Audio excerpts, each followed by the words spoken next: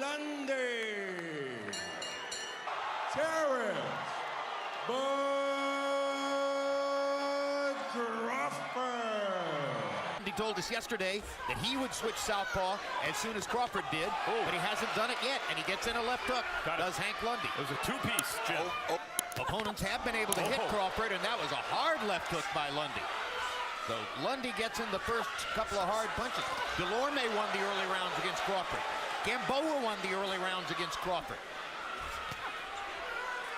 And right now Lundy is winning the first round against Crawford. Lundy describes himself as an open class fighter. In the amateurs, you're a novice till you have a certain number of fights, then you're open class. Good counterpunch by Crawford there. Lundy missed. Crawford caught him on the chin. Still in the southpaw stance is Terence Crawford. It's just the nature of his face. It's not that he's trying to be unusually dramatic. He understands that the role of the referee is not to be the star of the show, but sometimes you can't take your eyes off of it. Lundy's had a good success here and there against Crawford. He's got to put something on him that wears him down as the fight progresses. Well, you got to prove to Crawford that you can hurt him, because if you don't, he's going to stay right here in your face, and he's going to keep the pressure on until he forces you into a mistake. Then when he hits you with something hard, it's going to hurt. Another good combination for Lundy after Crawford had caught him with a couple of shots. Clearly, Hank Lundy. For a guy as skillful as Crawford, he likes to fight. And Lundy, it seems, wants to bring that out in him early in the fight to give himself better chances. Well, that's the best chance for Lundy, to make it an ugly fight, make it a swapping fight, so that he can get a chance to land something big. And the more the fight goes, the better it is for Terence. He made some of his fans nervous, clearly losing the early rounds to Delorme.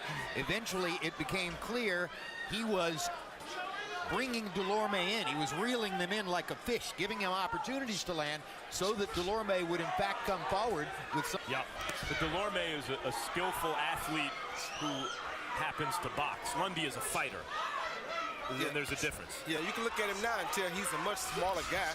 He's not really the bigger guy here. He probably should still be campaigning at 135, but he's the type of guy that if nobody else will fight Crawford, he'll take it.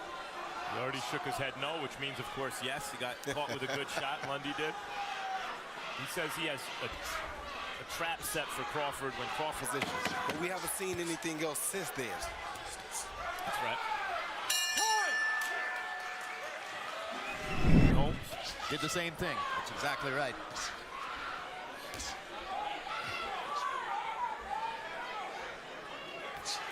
Not a heavy jab. No, it's not a heavy jab at all. It's a rangefinder to keep me busy and to let me know how far away or how much more of a makeup I have to do to get to you. That was a pretty heavy jab by Lundy. Yeah, it was. The quintessential heavy jab would be what we rotating his fist down into Lemieux's mouth over and over with the jab. Because he wasn't concerned about Lemieux countering the jab at all. These two guys are more experienced.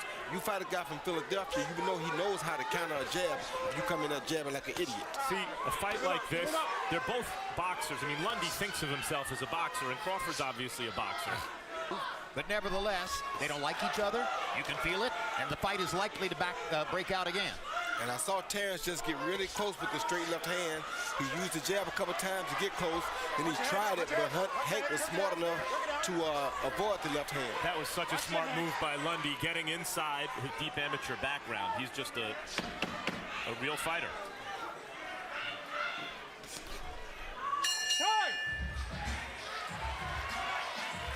Lundy, after finding that range, he finally figured out how to step in and land a good powerful jab right there. He took a small jab from Crawford as well, but he landed 27. Lundy landing only 9 out of 77 attempted. Crawford's already thrown 103 jabs in the fight. He's been very busy with the right hand since putting that stick in front after he switched to the southpaw stance. Harold, how do you have the fight through the first 3 rounds? Okay, Jim, I got it 2 rounds to 1, 29-28, Terence Crawford. Lundy. I mean, he's doing a nice job keeping good distance, landed that right jab constantly. Anyway, 2 rounds to 1, Terence Crawford. Max, you agree with Harold's score? Yep. So we go to the 4th, and still Crawford stays in the southpaw stance. Tonight, He dispensed with the conventional stance 44 seconds into the fight and has standing southpaw ever since. That takes the element of surprise away, but more and more, fight by fight, it appears that this is the way he's most effective anyway. Oh, Hank's turned southpaw now. So now they're both fighting in southpaw stances. And here we, even though it's early, you start to get to a moment of truth. Lundy, through his, pluck and his timing and his competitiveness, made it a good fight for 3 rounds. We know Crawford starts slow. He analyzes his opponent, and then he starts to break them down. Also have given Crawford a chance to land something big. Yeah, he may give Crawford a chance for the straight left hand or the overhand left, and it looks like Lundy is bleeding on the outside of his right eye. Yep. See that hook right there? Crawford lands.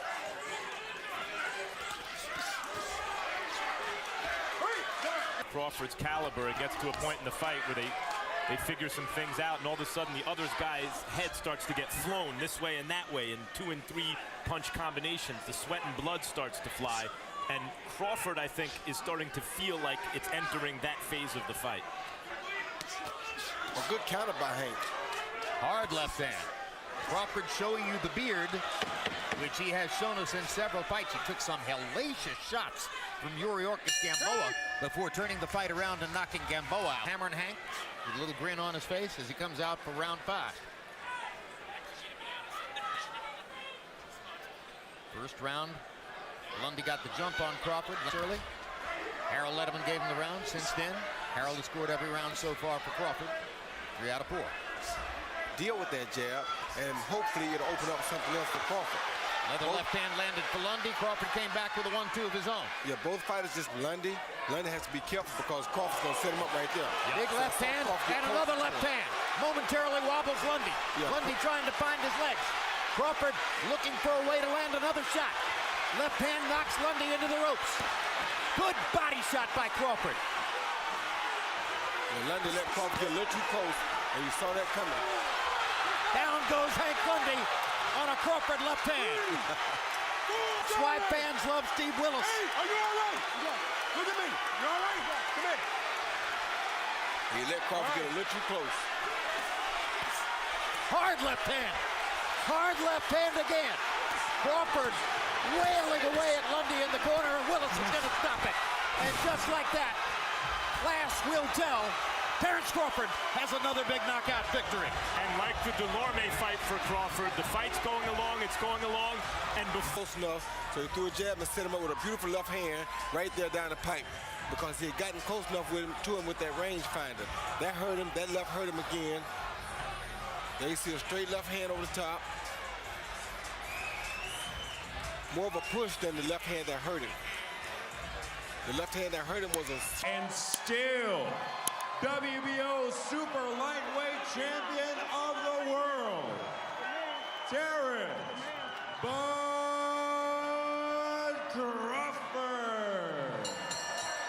Thanks for watching Boxing Jab. We hope you enjoyed the latest highlights from the world of boxing. If you're a fan of these boxing legends, be sure to watch our new videos to stay up to date on all the greatest matches. We'll bring you the best highlights from the biggest fights, as well as analysis and interviews with the top fighters in the sport. Thanks again for watching, and we'll see you in the next one.